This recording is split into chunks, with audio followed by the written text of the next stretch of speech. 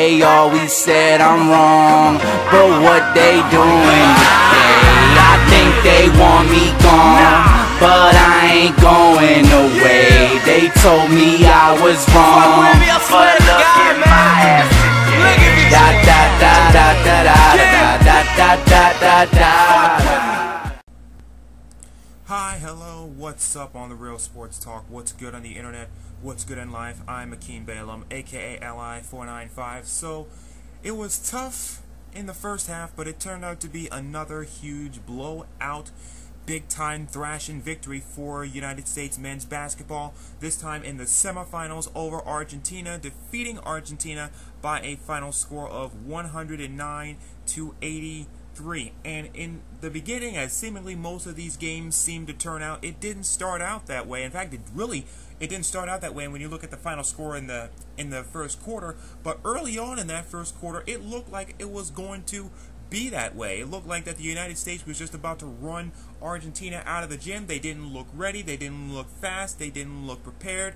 They looked like they were just totally out of sync on defense. Kobe Bryant early on had 11 points. It looked like that that Kobe in particular was about to pick up from where he left off when he dropped 20, including 6 3-pointers on Australia. But of course, I did not think that this was going to be a blowout. I was expecting Argentina to come back. I mean, Argentina has defeated the United States in Olympic play before. They defeated them in 2004 when they had that dreadful disappointment of a bronze medal team back in 2004. Now, of course, we defeated them our guys defeated them in 2008, but Argentina is tough, and I had to expect guys like Manu Ginobili, Luis Scola, Carlos Delfino. You knew they was going to hang tough. Ginobili wound up with 18 points that game, Scola with 15, Delfino with 15 as well.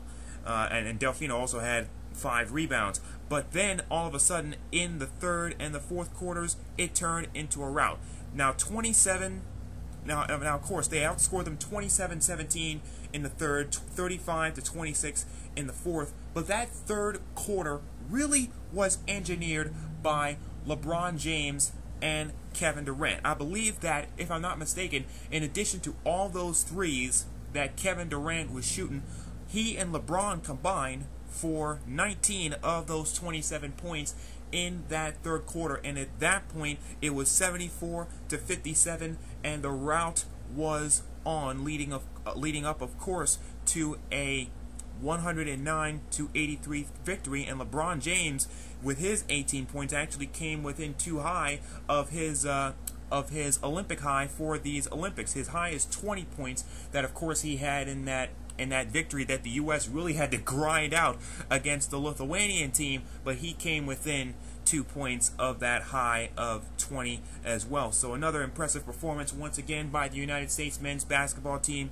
as they defeat Argentina by a final score of 109-83. They will be moving on to Sunday morning's gold medal match against Spain. It's once again will be a rematch of the 2008 gold medal match in Beijing, and already there is a story.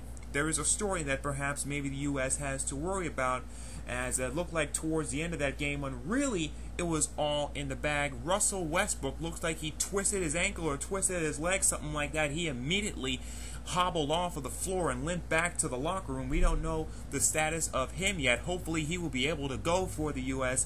as they play Spain in that game, but we're going to have to see. We're going to have to keep up with updates and keep up with everybody as we continue to get information that comes in as to what is going to happen, what will be the status of Russell Westbrook for that Sunday game. And also I want to go into what happened with Spain and Russia, how they were able to advance to the gold medal game.